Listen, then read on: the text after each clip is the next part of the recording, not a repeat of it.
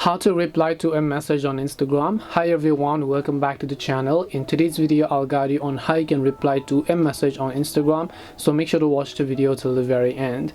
If you'd like to reply to a specific message on Instagram, all you have to do is simply go ahead and then first of all launch the Instagram app and then just tap the DMs icon that you can find from the top right hand side of the screen. Once you tap the DMs icon from the top right hand side, just go ahead and then look for a specific DM over here as you can find it.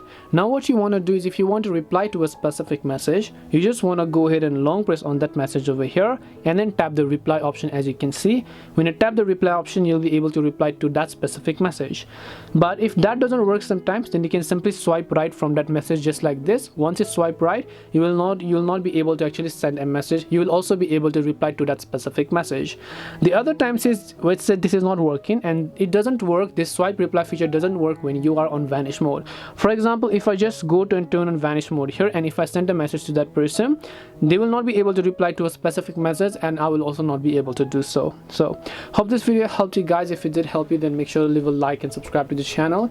If you have got any questions, then feel free to leave them down. Thank you for watching and see you in the next video.